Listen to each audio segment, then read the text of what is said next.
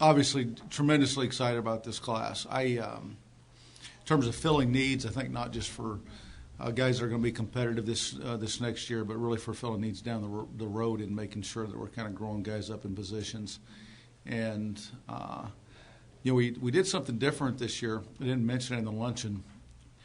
We tried a little bit of it last year in the sense we brought in all of our commitments, or the majority of them, all in the same weekend, and feeling that bond that would be created during that time frame would allow us to be able to kind of fight some people off late. And I don't think there's any question that happened. The people that we were dealing with this last week, in terms of guys that were trying to poach our guys, I think really it really validates the class to some degree. I got that question over in the luncheon about the visits and all those other kinds of things. And I think the dynamic in recruiting has really changed quite a bit, because now you got all these guys that are early commitments, and so they don't have a lot of other visits because they've already committed to you. And yet the ones that we were fighting off this last week, it was pretty significant. And we lost a couple in the process, but we were prepared to kind of do the same thing and actually poached a couple of guys ourselves. So really pleased with the class again, and all of them are already NCAA qualified, which I think is significant because we all know that there's guys that are out there right now that aren't, and so we know that we're going to have these guys in our program. And obviously cast a pretty big net, and again, just to kind of cover that, I think that a lot of people don't recognize that we're not under minimum NCAA standards like most universities are. We have a higher academic profile that we have to meet, and so consequently that means that we have to have not just the grade point average and the overall ACT, SAT test score, but we also have to have sub-scores. And the sub-scores are what really hurt us because you might have a guy that is sitting there with a 25 overall in the ACT, but maybe is marginal in one of the sub-scores. And so then we can't recruit them. And I know that guys, especially players that our fan base are recognize, sign other places. And I'm not going to get into who and what because that's not fair to anybody. But just understand that we're going to do due diligence in relation to recruiting. But we do have an academic profile that we have to hit. And if we can't hit that academic profile, then we can't recruit them. And so that's just the way that it is, and we kind of move on with it. And, again, we're excited about this class, but it does force us to cast a bigger net than maybe we would like to. Questions?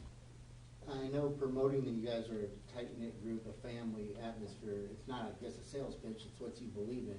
How do you portray that to the recruits when they come in? I think the biggest individuals that can really sell that are actually the players in our program right now. And as I've told them, I think one of the things that we do that's a little bit unique is that on Friday nights, our coaches, we do not sit with the prospects. We pull completely away from them. And we challenge the prospects basically to ask our players the same questions that they asked us and see if they get the same answers. Because if they do, then you know that there's truth and credibility to it. I think our relationships with our players is strong, and I think that shows out on the weekends. And then I think that our players just did a tremendous job in selling what is true, which is that we've got a very, very close football team and a group that kind of cares about each other.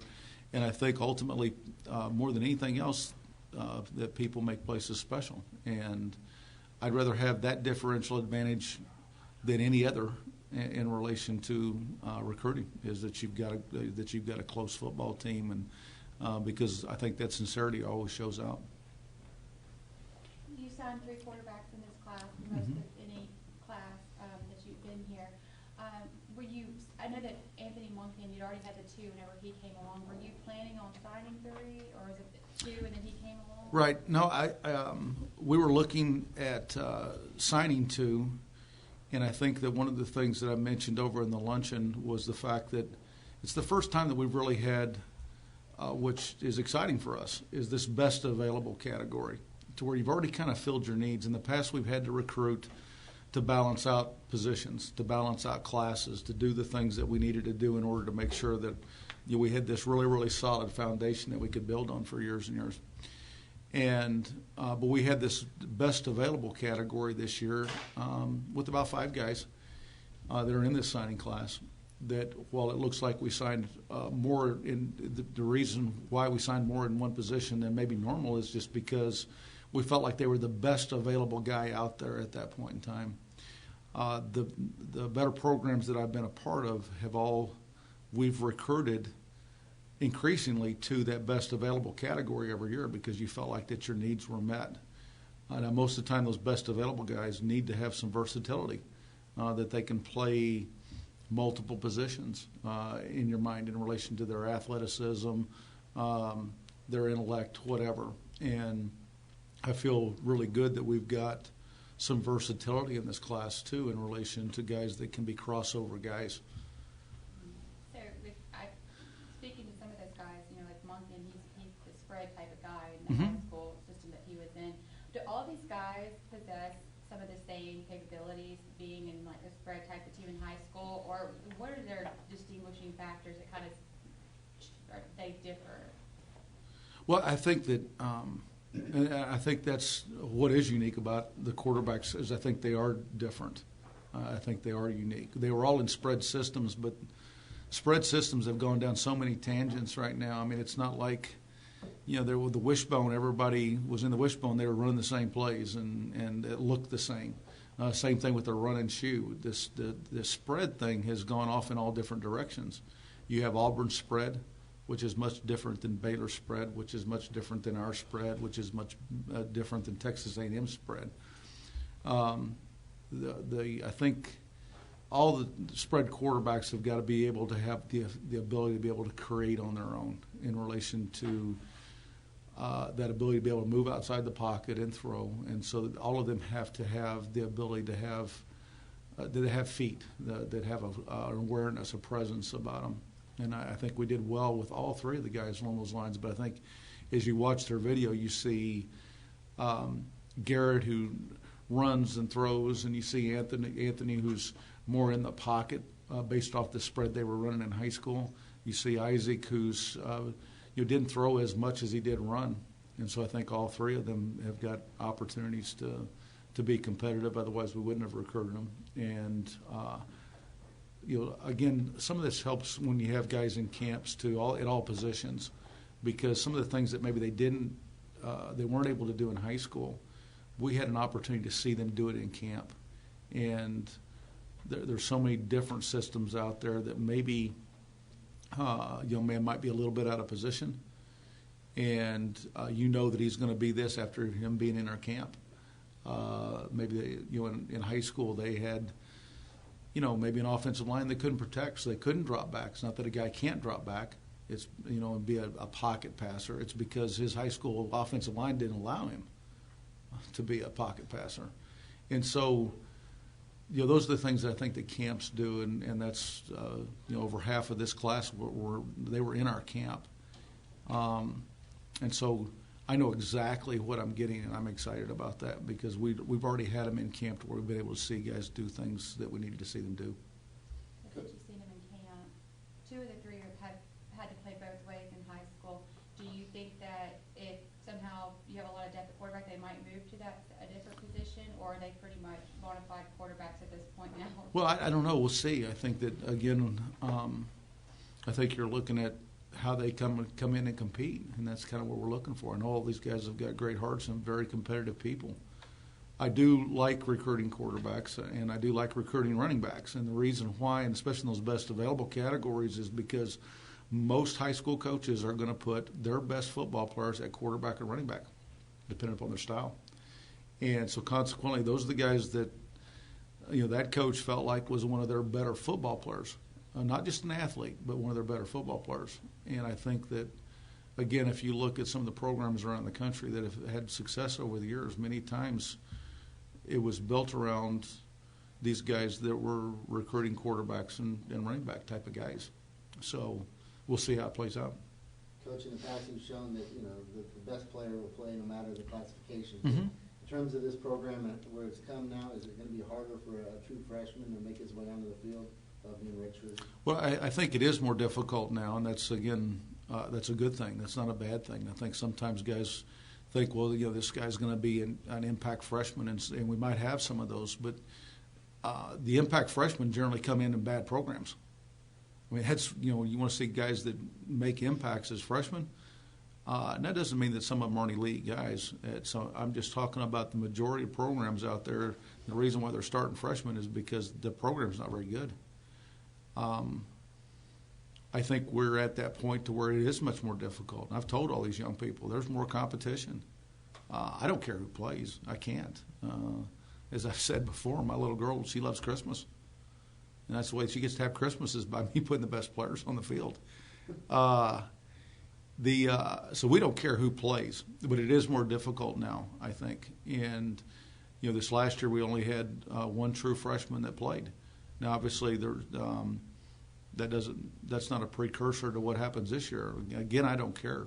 We'll see. But we are becoming much more of a junior, senior dominated team right now, which makes it more difficult because those young people are more mature that are in our program. They understand the systems, and we've got some good players in our program right now. You touched on some of the late runs that schools made on some of your guys. Mm-hmm. Not specifically the guys, but can you touch on the type of schools and just how the deep caliber that they were to where it makes their commitment to ULM even more significant? Yeah, we had ACC, Big 12, SEC that tried to poach some of our kids late. I'm not. Those are, again, the Big Four, right? Which is, kind of I think what, rightly or wrongly, that's what everybody kind of evaluates. I think that, it's as you probably recognize in that group of five, that next group, of conferences. We finished in the top of that group. I don't know if that's, in terms of the money that's going to be allocated from ESPN and all those other kinds of things, which we're excited about because it just shows that our conference has done well against Conference USA and the MAC and the Mountain West and, the whatever they are, Big East, America, whatever that thing is out there now. Trying to keep track of all of it's hard. Yeah, we had to fight. It was an interesting year, late, and that that's a good thing. Although we do, you want to get me up on my soapbox now? We need to make some changes in this whole process.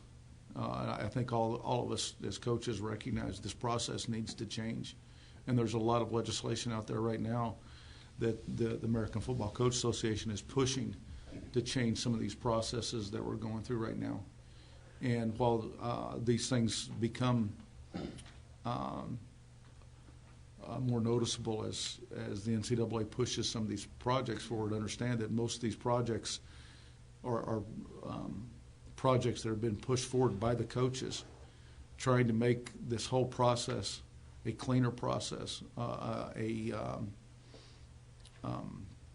process that's best for the student athlete and best for the high school coach rather than best for some of these outside entities that are getting involved right now in recruiting. I mean, we're seeing a tremendous number of agents now, high school agents, and which is just a really, really scary thought that that this process has got to that point where you're dealing with, instead of dealing with the parents and the young person and talking about your university and those selling points, you're talking about other things that are way, way too far off to be talking about.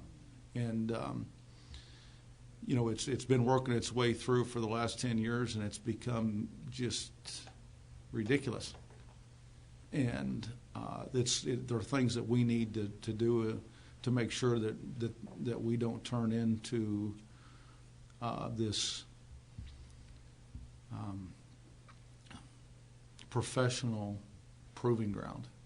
And while we recognize that there's going to be opportunities for some of our young people, we don't need to be in that mode of that's what our main goal is, and we got to be really careful about this. I'm off my soapbox now. Coach, you still have several scholarships available. Are there any more areas you feel you need to address late? I've got one left.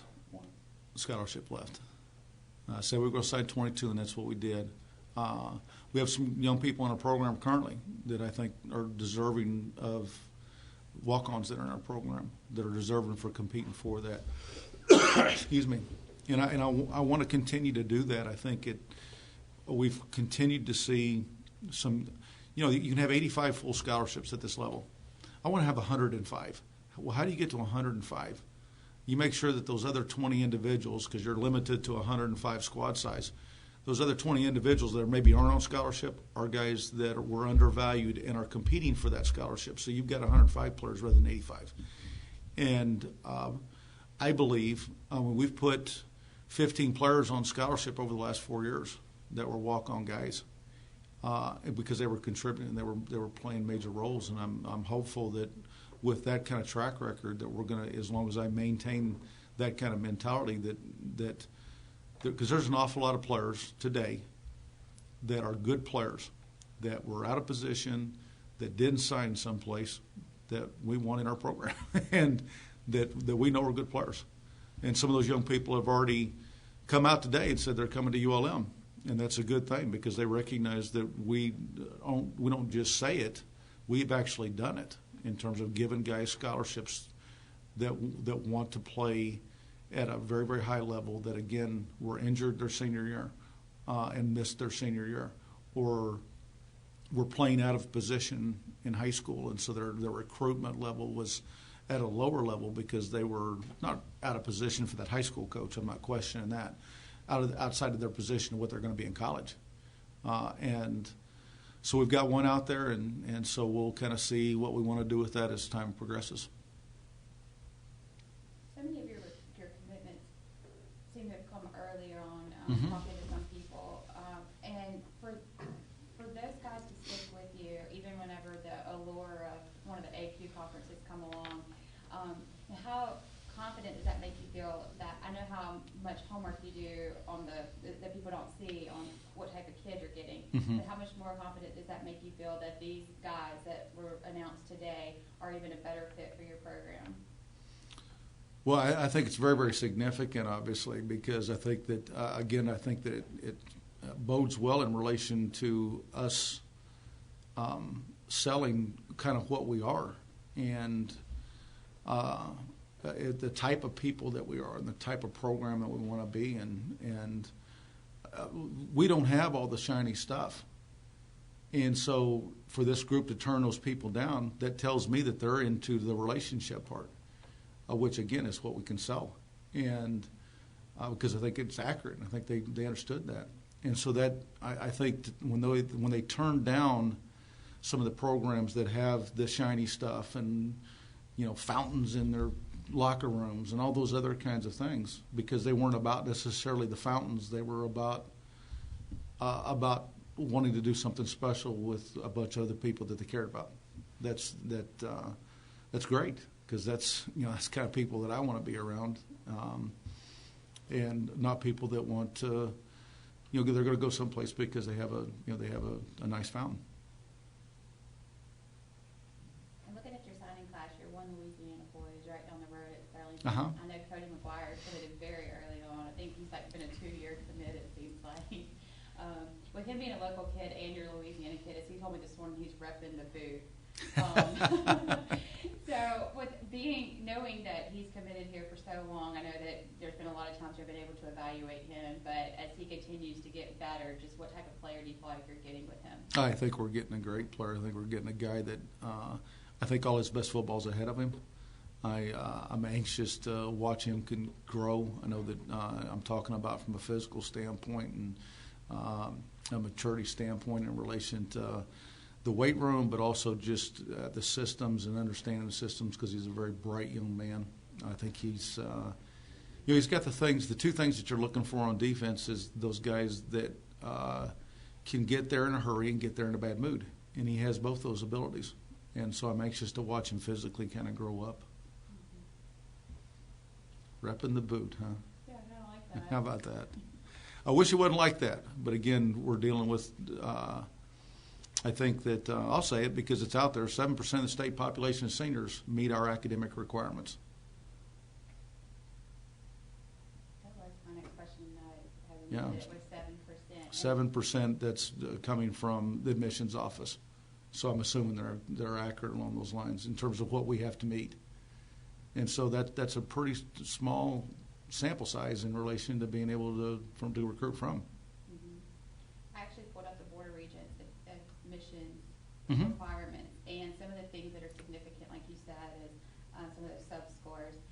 Dr. Bruno talked about it yesterday. How long has that been implemented for your recruiting classes? Has it been since you've been here? It has been. Okay. Yeah, now some of that initially was from, we inherited a bad academic situation. And so some of this is in regards to what the NCAA basically required initially. Now, I don't want people to get confused because I got this question today, and I want to clarify this right now. This group of young people has done a phenomenal job academically. You don't finish and go from the bottom 10% in the country in the academic performance rate to the top 10% in a year very often, and that's what this team did. And then they did it 2 years in a row. And so it has nothing to do. We're way off the NCAA. Our group has done a phenomenal job in relation to the APR. And as soon as we get some of those old scores off, then it's even going to be better as far as our multi-year. So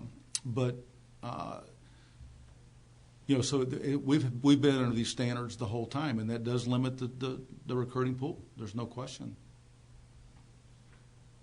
Now, I think that we've done a great job recruiting, and so we're not going to use that as any excuses, but it does force us, as I mentioned earlier, to throw a bigger net out there than maybe what we necessarily would need to do in a normal situation to make sure that we're getting those test sub-scores.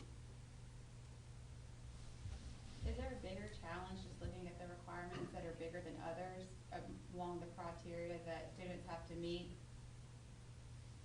Well, I think that, that you have, I don't want to get this into an all academic thing. You have the UL system Regents Core, which you mentioned. It's different than the NCAA core. And so you're looking at guys, they have to meet the NCAA core too, which has a couple other requirements. And then the Regents Core has a couple other requirements the NCAA core doesn't require. Now, if guys are generally a pretty decent student, as most of our guys are in our program, they're going to meet both those things.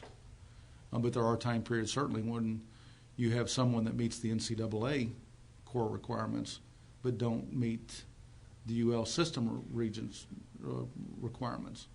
Now, that doesn't mean that every UL system school requires that that student athletes meet the Regents core. They just have to meet the NCAA core. Okay, and that's the difference, right, between us and maybe other UL system schools. Is we have to meet both deals rather than just the NCAA core. I was going to end on that one, but I want to end on academics. Okay, that's okay. So let's go to like the actual football part of it. Okay. This is probably the first time and very rare for a school to sign so many high school teammates. I think you have 3 or 4 pairs. We do. That played high school ball together. And so to kind of sell and emphasize that family aspect even more, you have these guys who are kind of coming in and already have that established. So how does that help the bond even more? I think it helps. I think that what you see, kind of coming out of this is some really good players, but also the thing that happens is that these guys were in our summer camps, obviously, right? They came up together. Teammates start coming together. And then they both see the place, and they both go, wow, this is a good fit for me. And we say, you know what? It's a good fit for us, too. We like both, we like these guys. And so I think that that certainly helps in relation to there's already some knowledge base of guys. They've already got friends on the team, so to speak. But now this group, if you'd seen them a few weeks ago, again, most of these committee guys came in together and watched them kind of bouncing around off each other. You'd have thought these guys had known each other for 20 years, and that's one of the great things about social media. I guess not 20, 18 years. One of the good things about social media is these guys can kind of start reaching out to each other and kind of getting to know each other. The bad thing about social media is just there's a lot of mistruths out there, and young people saying, I'm here, I'm there, I'm on this visit. And obviously we can't talk about it until this point in time. We can't say, no, that's not accurate, and that creates problems for us in the recruiting process. I'll get back up on my soapbox. These are one of the things we need to change about acknowledging recruiting, I think, and kind of where it's at right now. Because you tell a young man, hey, listen, we're finished recruiting at this position, and then all of a sudden a young man comes on there on Twitter or Facebook and says, oh, yeah, I got an offer today from blank, or I'm going on a visit here next week. And then that young man sitting there going, well, gosh, I thought you were finished. And I'm saying we are. Well, that guy says on Twitter, you're not. And that creates problems for us because we want to be truthful in this thing. I don't like the other parts of things along those lines. And we want to be truthful in this whole process and have credibility. And one of the things that social media has done is it's given our players that are committed guys access to each other, which is great.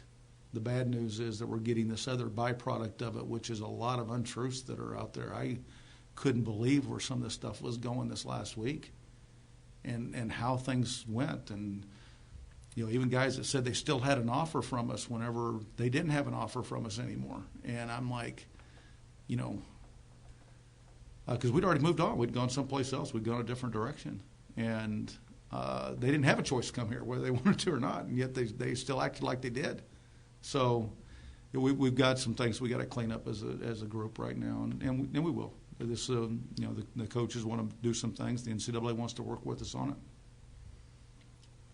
Coach, you mentioned you were able to hold on to some guys late with some bigger school offers. Is there one that you're still even kind of impressed that you were still able to hold on to more than the others? No, I mean, I love all my guys, regardless of who recruited them, because otherwise I wouldn't have signed them. And again, I got away from this mentality. When I was at the University of Miami, we recruited basically off of all the other stuff, and we brought in guys that had no business playing with the guys that we had on our team currently, and we're, you know, I know we missed on guys because, you know, that were out of position guys in the South Florida high schools, and that were guys that didn't have maybe some of the rankings and all that other kind of thing. And so I feel really, really good about all this class. I don't think we reached on anybody. I think these guys are all going to be really good football players. And again, I think the summer camps have made that an awful lot more factual for us. There was a time frame when you didn't have those summer camps, and you weren't really sure. You were reaching a little bit on some guys, but with the summer camps, that has really it's really helped. It's changed things because now you know exactly what you're getting. When you talk about late offers and the social media aspect, is this one of the more uneasy weeks leading up to National Signing Day that you've had in your coaching career? Yeah, I think every year because of some of those, because of the progress that technology's made, if you want to call it that, has changed this dynamic quite a bit, and not always for the good. Some of it's good, but some of it's been really, really a negative, and it gets frustrating because, again, you can't go out there and set anything straight because it's against NCAA rules to do that. And you know how I am about rules. I'm a rule guy, and so you can't set the record straight. And that gets frustrating at times because I know what reality is, and our staff knows what reality is, and yet, unfortunately, the public perception is that reality is this way because somebody said this. And that is a whole different dynamic than what it was 10 years ago. So, yeah, it's becoming more frustrating, I think, every year and kind of what's going on with it, yeah.